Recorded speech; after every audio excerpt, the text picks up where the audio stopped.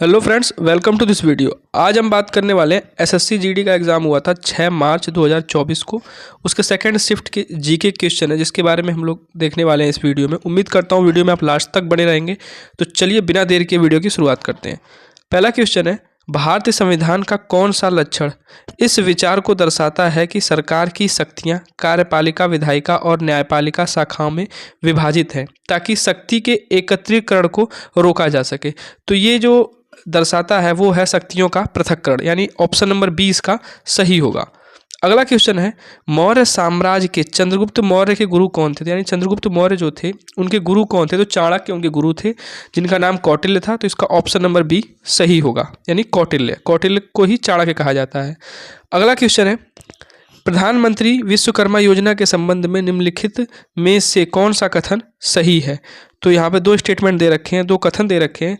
पहला है, प्रधानमंत्री विश्वकर्मा योजना एक केंद्र प्रायोजित योजना है, तो ये भी सही है। दूसरा है, यह योजना 18 व्यापारों में लगे कारीगरों और शिल्पकारों को शामिल करती है, तो ये भी सही है। यानी दोनों स्टेटमेंट इसके सही हैं। तो ऑप्शन नंबर बी में दे रखा है एक और दोनों, दोनों, यानी एक और दो दोनों जो स्टेटमेंट है ये सही है। तो ऑप्शन नंबर बी इसका सही होगा। अगला क्वेश्चन है, जब कोई वस्तु वृत्ताकार पथ पर त्वरित होती है तो उसे वृत्त में घुमाए रखने के लिए डैश काम करता है, यानी कौन सा बल लगता है? अगर कोई वस्तु है वृत्ताकार पथ पे अगर घूम रही है तो वृत्ताकार पथ पे वो बनी रहे, उसको वृत्ताकार पथ पे घुमाने के लिए जो बल लगता है उस बल को क्या बोलते हैं? तो अभिकेंद्रीय बल बोलते हैं उसे। ऑप्शन नंबर बी इसका सही होगा, अभिकेंद्र बल।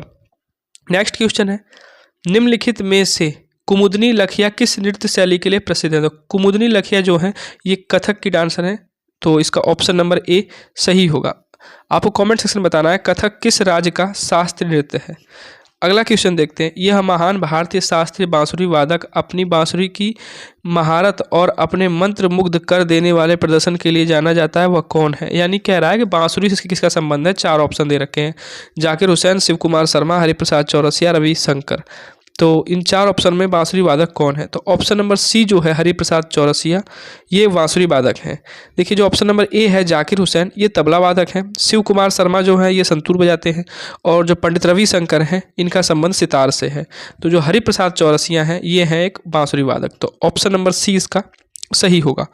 नेक्स्ट क्वेश्चन है, शॉट पुट में पुरुष एथलीटों के लिए धातु की गेंद का वजन डैश किलोग्राम होता है, यानी कितने किलोग्राम होता है? तो 7.26 किलोग्राम होता है जो पुरुष एथलीट होते हैं उनकी जो गेंद होती है। तो इसका ऑप्शन नंबर डी सही होगा।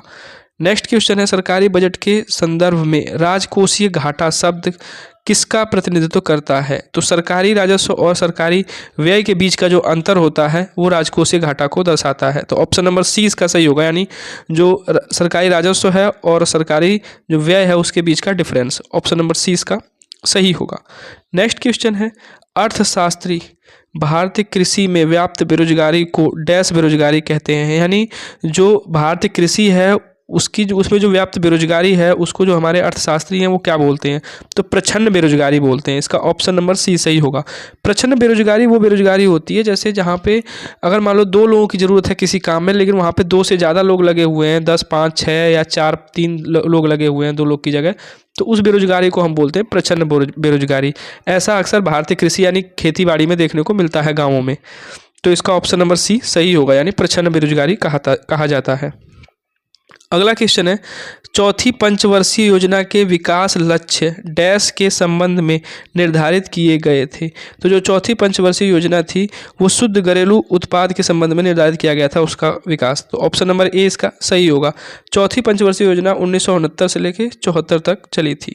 तो ऑप्शन नंबर ए इसका सही होगा। नेक्स्ट क्वेश्चन है, लक्ष्य सेन किस खेल से संबंधित है? तो लक्ष्य सेन बैडमिंटन के प्लेयर हैं।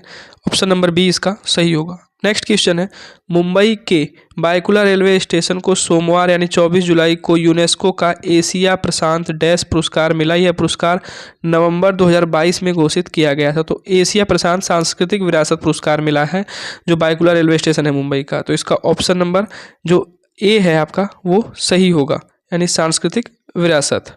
नेक्स्ट क्वेश्चन है, हरित क्रांति के संदर्भ में HYVS यानी हाई यील्डिंग वैरायटी सीड्स, यानी उच्च किस्म की जो बीज है उनके लिए किसके लिए प्रयुक्त होता है। अच्छा, मतलब इसका फुल फॉर्म पूछा है। हाँ, जो हाई HYVES है, हाई यील्डिंग वैरायटी सीड्स। तो उच्च उपज वाली किस्म के जो बीज हैं उनको HYVES यानी हाई यील्डिंग वैरायटी सीड्स कहा जाता है। तो इसका ऑप्शन नंबर बी सही होगा। अगला क्वेश्चन है, बंगाल विभाजन कब हुआ था। तो 1905 में हुआ था बंगाल विभाजन। ऑप्शन नंबर बी इसका सही होगा। 16 अक्टूबर 1905 को बंगाल विभाजन हुआ था। उस समय वायसराय था भारत का लॉर्ड कर्जन। तो अगला क्वेश्चन देखते हैं, राज्यसभा को अधिकतम सदस्य संख्या क्या है। राज्यसभा की अधिकतम सदस्य संख्या क्या है और राष्ट्रपति द्वारा कितने सदस्यों को मनोनीत किया जाता है। तो राज्यसभा की जो अधिकतम जो संख्या है वो है 250 और राष्ट्रपति 12 सदस्य इसमें मनोनीत करता है राज्यसभा में, और 2 सदस्य मनोनीत करता है किसमें, लोकसभा में। तो इसका ऑप्शन नंबर डी जो है वो सही होगा, यानी 250 मैक्सिमम इसमें मेंबर हो सकते हैं राज्यसभा में, और 12 सदस्यों को राष्ट्रपति मनोनीत कर सकता है। अच्छा, राज्यसभा जो है उसको उच्च सदन बोलते हैं, लोकसभा को क्या बोलते हैं, निम्न सदन। अच्छा, एक सवाल और है कि राज्यसभा के जो सदस्य होते हैं उनका कार्यकाल कितने वर्ष का होता है। तो राज्यसभा के सदस्यों का कार्यकाल 6 वर्ष का होता है। हर 2 साल पे 1/3 जो सदस्य हैं वो रिटायर हो जाते हैं, और लोकसभा जो है उसके जो सदस्य हैं उनका कार्यकाल होता है 5 साल का। अगला क्वेश्चन देखते हैं, फुटबॉल के स्पेसिफिकेशन के अनुसार इसकी परिधि डैश के बीच होनी चाहिए। तो जो फुटबॉल है उसकी परिधि 68 सेंटीमीटर से 70 सेंटीमीटर के बीच होनी चाहिए। तो इसका ऑप्शन नंबर बी सही होगा। अगला क्वेश्चन है, गौतम बुद्ध ने आम लोगों की भाषा में उपदेश दिया था। मतलब कौन सी भाषा में उपदेश दिया था गौतम बुद्ध ने। तो प्राकृतिक भाषा में उपदेश दिया था। तो ऑप्शन नंबर ए इसका सही होगा। नेक्स्ट क्वेश्चन है, गोगा नवमी मुख्य रूप से निम्नलिखित में से किस राज्य में मनाई जाती है। तो गोगा नवमी जो है ये राजस्थान, पंजाब, उत्तर प्रदेश, हरियाणा इन राज्यों में मनाई जाती है। तो यहाँ पे दे रखा है हरियाणा, तो इसका ऑप्शन नंबर सी जो है वो सही होगा, यानी हरियाणा मनाई जाती है गोगा नवमी।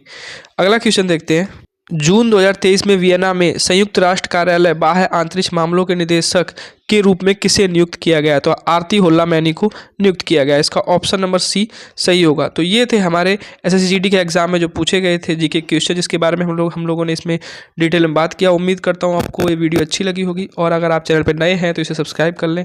अगर आप किसी और वनडे एग्जाम्स के प्रीवियस ईयर के जीके क्वेश्चन के एनालिसिस चाहते हैं तो कॉमेंट सेक्शन में बता सकते हैं। तब तक के लिए best of luck. Thanks for watching this video.